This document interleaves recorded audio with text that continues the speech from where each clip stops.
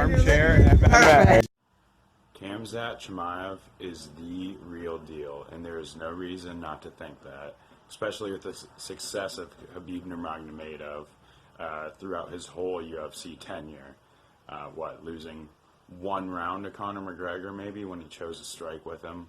He may have lost one to like Dustin Poirier. These might be outdated stats here at Armchair MMA, but it's kind of funny that Khamzat, or we'll just say Chimaev, don't even know if that's how you pronounce it, but I'm pretty sure.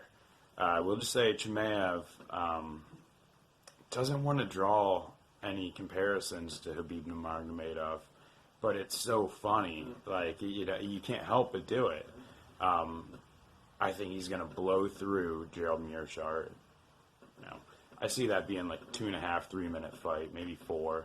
I could see it going in the second round. And I mean, don't get me wrong, Meerschaert is a crafty veteran. I mean, he's beaten, and now the name eludes me, but he's like fought a lot of tough dudes. He's fought Jack Hermansson's, Eric Anders is a tough dude. It's killing me. Who was the guy that he got destroyed by Ian Heinisch? I know that he did kind of cease any hype left over for a drawn win. Eric Spicely, that's the guy I'm trying to think of. Eric Spicely, who I was very big on. Eric Spicely, the dude's kind of looks like built like an everyman. Super good BJJ. Just seemed like a powerful striker, and he just kind of washed out. But like Gerald Meerschaert kind of aided to that.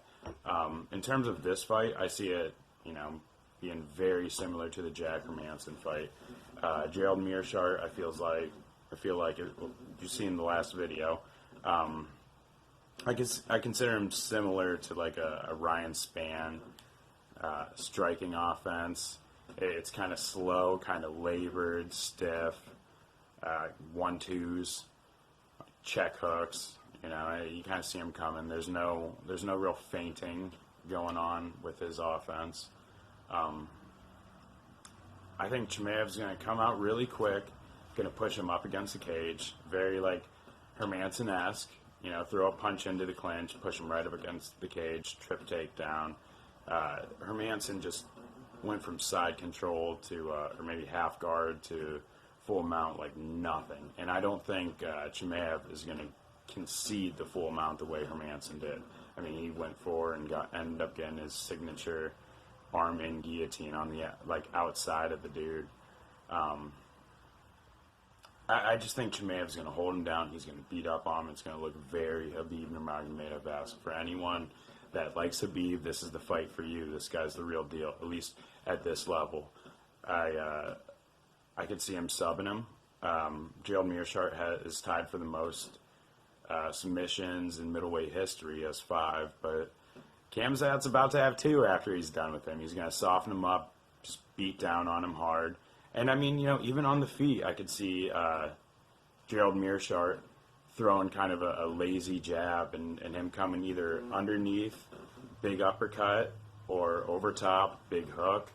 The guy's got explosive power, but I see him beating up on him, softening him up, choking him out. Probably 3 minutes into the fight, maybe early into the second round.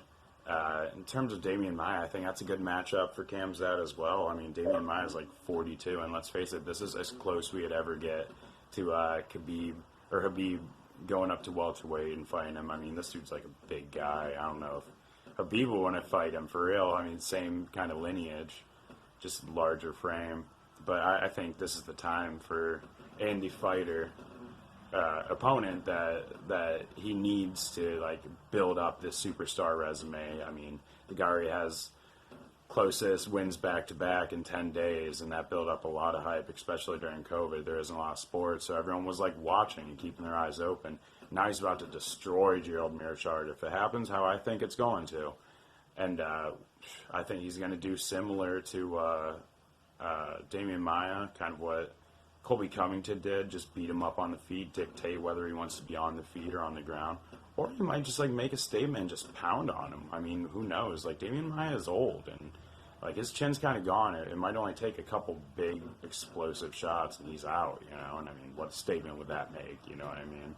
Then afterwards, shit. Because they're talking about doing that in like late September. I would think more or less of like early October, but this guy's already done that. Like he goes from middleweight, drops down to welterweight, almost like this fight's just like a sparring session to him. I mean, that's how good this guy seems for real. Afterwards, maybe the winner of Nico Price, Donald Cerrone. That would be a good fight. I know he's saying he wants to fight Donald Cerrone, but I think Nico Price is going to fucking smash Donald Cerrone, and then you need to take a serious look into whether he should retire or not. I mean, you can't keep taking ass whoopings the way he does. I do think he beat Pettis, but I don't think that's saying much anymore. Yeah, let's be up on these hype trains. I think this whole card is kind of built around hype trains, or like either staying flowing or getting back on track between Johnny Walker, Colby, and Chimaev. So this is Jake with Armchair MMA. Like and subscribe. If you have any questions, hit me up in the comments. All right, over and out, guys.